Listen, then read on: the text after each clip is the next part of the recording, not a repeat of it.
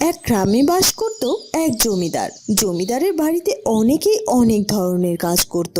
হঠাৎ একদিন একটা ছোট ছেলে জমিদার বাড়ির সামনে একটি গাছের নিচে বসে কান্না করছিল। ওই পথ দিয়ে জমিদার বাবু বাড়ি ফিরছিল। হঠাৎ বাচ্চাটির কান্না দেখে বাচ্চাটির কাছে যায় সে। এই ছেলে, কি হয়েছে তোর? আর তুই এখানে বসে কান্না করছিস কেন? আমি আমার বাড়িতে যেতে পারছি না। আমার বাড়ির পথ ভুলে গিয়েছি। আমি বাড়ি যাব।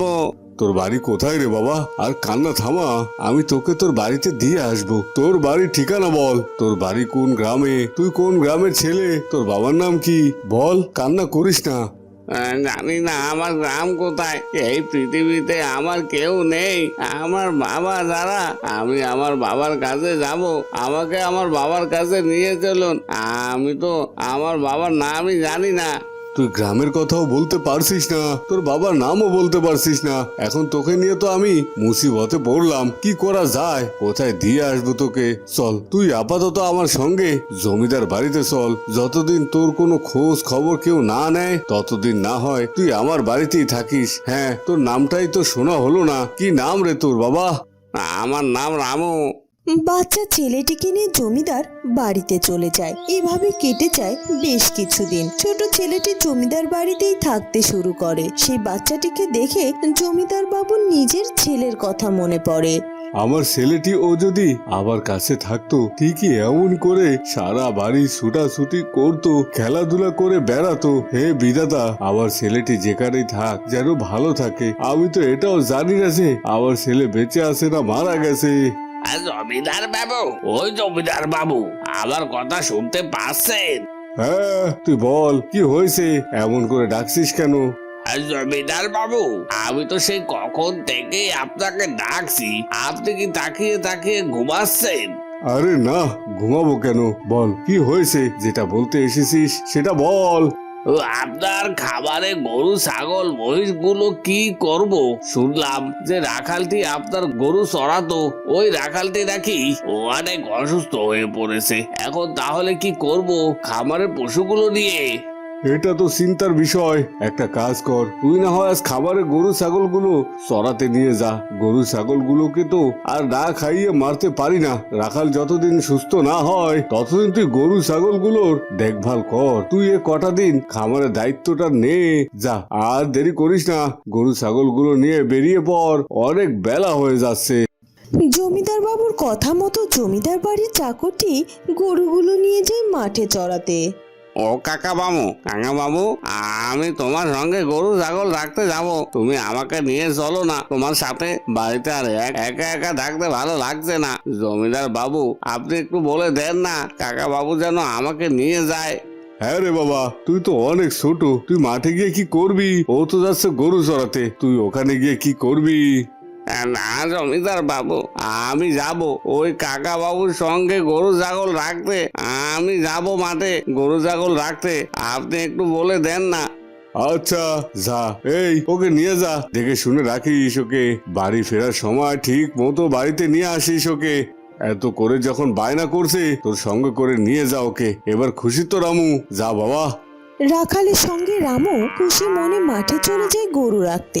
মাঠে গিয়ে রামু অনেক খুশি, কারণ সে গরু ছাগলের সাথে খেলা করতে থাকে। বেলা শেষ। এরপর রামু আর লোকটি সেই গরুগুলো নিয়ে জমিদার বাড়িতে চলে আসে।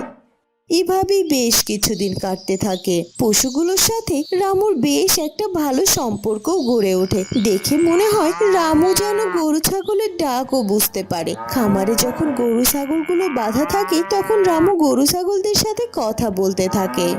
কিরে, তোরা এখনো শুয়ে শুয়ে ঘুমাচ্ছিস? বেলা হয়ে গেছে আজকে। মাঠে যাবি না তোরা? রামু ছোট থেকেই গরু ছাগলগুলোকে বড্ড ভালোবাসতো, আর এভাবেই গরু ছাগলের সাথে আর জমিদার বাড়ির লোকজনের সাথে তার বেড়ে ওঠা। কিরে রামু, কোথায় চললি রে বাবা? আজকে গরু ছাগল গুলোকে নিয়ে মাঠে যাবি না? বেলা হয়ে যাচ্ছে তো। হ্যাঁ জমিদার বাবু, যাবো তো। গিন্নিমা কি কারণে যেন আমাকে ডেকে পাঠিয়েছেন, তাই আর কি গিন্নিমার সঙ্গে একটু দেখা করতে যাচ্ছি। গিন্নিমার সঙ্গে দেখা করে খামারের গরু ছাগল গুলোকে নিয়ে মাঠে রওনা দেবো। ও, এই কথা। আচ্ছা ঠিক আছে রে বাবা, যা তাহলে তোর গিন্নিমার কাছে দেখা করে আয়। ঠিক আছে জমিদার বাবু, আমি আসি। গিন্নিমা, ও গিন্নিমা, কি হয়েছে? আমাকে ডেকে পাঠিয়েছে যে কিছু দরকার আছে গিন্নিমা? হ্যাঁ রে রামু, এদিকে একটু আয় তো বাবা, একখানা কাজ করে দে তো আমার। কি কাজ গো গিন্নিমা? বলুন, কি কাজ করে দিতে পারি আপনার? আপনার জন্য তো আমি জানটাও দিয়ে দিতে পারি। ছোটবেলা থেকে আমি আপনার কাছে মানুষ হয়েছি, আর আমি আপনাকে আমার মায়ের চোখেই দেখি। বলুন গিন্নিমা, কি কাজ করতে হবে? না রে বাবা, জান দেওয়া লাগবে না, তুই তো দেখি বেশি কথা শিখে গেছিস।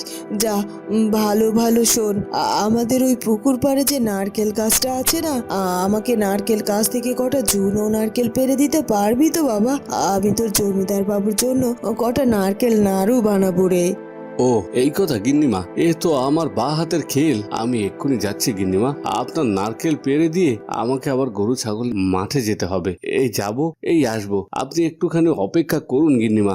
এরপর রামু তাড়াতাড়ি করে যায় নারকেল পাড়তে, আর কিছুক্ষণের মধ্যে সে নারকেল পেড়ে নিয়ে গিন্নিমার সামনে এসে হাজির হয়ে যায়। এই তো গিন্নিমা, এই নিন আপনার নারকেল, নিন আপনি মজা করে নারকেলের নাড়ু বানান। আমি মাঠে গেলাম। গিন্নিমা, আমার জন্য রেখে দিন গো গিন্নিমা, নারকেলের নাড়ু খেতে ভালোই লাগে। গেলাম আমি। ঠিক আছে রে বাবা, ঠিক আছে, তুই যা, মাঠ থেকে ঘুরে এসে নারকেল নাড়ু পেয়ে যাবি। এরপর রামু খামারের গরুগুলো নিয়ে মাঠে চলে যায়। হঠাৎ করে মাঠের পাশে এক বৃদ্ধ বুড়োকে দেখতে পায় সে। রামু বৃদ্ধ বুড়োটার কাছে যায়। কে গো বাবা আপনি? এই মাঠের মধ্যে গাছের নিচে বসে আছেন, আর কি হয়েছে আপনার? আপনাকে দেখে তো মনে হচ্ছে আপনি কটা দিন ধরে কিছুই খান না। আরে বাবা, তুই ঠিকই ধরেছিস, আমি আজ 2 দিন ধরে কিছুই খেতে পাইনি। খিদের জ্বালায় শরীরে মনে হচ্ছে আর কোনো বল পাচ্ছি না, হাঁটতেও পারছি না। হাঁটতে গেলেই সারা গা হাত পা কাঁপছে, মনে হচ্ছে মাথা ঘুরে পড়ে যাব। আরে, আপনার গ্রাম কোথায় বাবা? আপনার কোনো আত্মীয় স্বজন নেই? আপনি কোথায় থাকেন? না রে বাবা, আমার কোনো আত্মীয় স্বজন নেই। এই পৃথিবীতে আমার আপন বলতে কেউ নেই। একটা ছেলে ছিল, 20-25 বছর আগেই হারিয়ে ফেলেছি। ছেলেটিকে অনেক খোঁজাখুঁজি করি, কিন্তু ছেলেটিকে কোথাও খুঁজে পাইনি। তারপর থেকেই আমি একাই মানুষের বাড়ি ভিক্ষে করে চিনতে খেয়ে কোনো রকম দিন পার করি রে বাবা। ও আচ্ছা, আপনি মন খারাপ করবেন না। আমাদের এই গ্রামের জমিদার বাবু অনেক ভালো মানুষ, গিন্নিমা অনেক ভালো মানুষ। আপনি বরং আমার সঙ্গে চলুন জমিদার বাড়িতে। জমিদার বাবু আপনাকে দেখে অবশ্যই কোনো একটা ব্যবস্থা করবেন আপনার। এরপর রামু লোকটিকে সাথে করে জমিদার বাড়িতে চলে যায়। রামু বাড়ি ফিরে এসে জমিদার বাবুর সাথে কথা বলে। জমিদার সব কিছু শুনে বলে, এই, কে কোথায় আছিস তোরা? এই বৃদ্ধকে কিছু খাবার এনে দে তো। বৃদ্ধ নাকি আজ 2 দিন ধরে কিছুই খায়নি। গিন্নি, ও গিন্নি, কিছু খাবার আনো তো, এনাকে দাও। ইনি নাকি আজ 2 দিন অনাহারে আছে। এরপর গিন্নিমা কিছু খাবার এনে লোকটিকে খেতে দেয়। আচ্ছা বাবা, আপনি এখানে বসে খান, আমি এক্ষুনি পুকুর পাড়ে গিয়ে গা হাত পা গুলো ধুয়ে আসি। এরপর রামু পুকুর পাড়ে বসে গায়ের জামাটি খুলে ফেলে। তখন রামুর শরীরে একটি চিহ্ন দেখতে পাওয়া যায়। বাবা রামু, এদিকে একবার আসবে? তোমার ঘাড়ে ওটা কিসের দাগ? দেখি বাবা, একটু দেখি বাবা। এরপর রামু সেখানে এগিয়ে যায়। জমিদার বাবু সেখানে ছিল। হঠাৎ করে রামুর কাঁধে সে চিহ্নটি দেখে জমিদার বাবু অবাক দৃষ্টিতে তাকিয়ে থাকে। বাবা, তোমার ঘাড়ের এই চিহ্নটি কোথা থেকে এসেছে? এই চিহ্ন তো আবার ছোটবেলা থেকেই। এই চিহ্নটা কিসের সেটা আমি জানি না। বাবা, তুই তো আমার ছেলে, আমি তোকে হারিয়ে ফেলেছিলাম। আমি অনেক খোঁজাখুঁজি করেছি তোকে, কিন্তু কোথাও পাইনি। আজ এই চিহ্ন দেখে তোকে চিনতে পারলাম। আয় বাবা, আমার বুকে আয়। না না, এ তো জমিদার বংশের চিহ্ন। আর এই চিহ্নটি এই ছেলেটির গায়ে কি করে এলো? আর রামু যদি তোমার ছেলে হয়, তাহলে ওর শরীরে এই চিহ্ন কোথা থেকে এলো? কারণ একমাত্র জমিদার বংশের ছেলেদের গায়ে এই চিহ্ন থাকে। আমি বুঝতে পেরেছি রামু আমার ছেলে। বৃদ্ধ, তুমি সত্যি করে বলো, তুমি তাহলে কি আমার ছেলে চুরি করেছিলে? সেই ছোটবেলায় আমার গিন্নি যখন আমার ছেলেকে বারান্দায় দোলনায় শুয়ে রেখেছিল, তখন হঠাৎ করেই আমার ছেলেকে আর পাওয়া যায়নি। সত্যি করে বল বলছি, না হলে আমি তোকে কঠিন শাস্তি দেব। হ্যাঁ জমিদার বাবু, এটি আপনারই ছেলে, কিন্তু আমি আপনার ছেলেকে চুরি করিনি। আমি আপনার ছেলেকে জঙ্গলে কুড়িয়ে পেয়েছি। কে বা কারা বা কিভাবে আসলো আপনার ছেলে ওখানে সেটাও আমি জানি না। এরপর থেকে আমি ওকে পেলে বসে বড় করেছি, আমার নিজের ছেলের মতো করে তাকে বড় করে তুলেছি। রামু, আয় বাবা, আমার বুকে আয়। তুই সেই আমার হারিয়ে যাওয়া একমাত্র বুকের ধন। আয় বাবা, আমার বুকে আয়। তুই আমার চোখের সামনে ছিলি, তাও আমি একটি বারের জন্য বুঝতে পারিনি তুই আমার হারিয়ে যাওয়া ছেলে।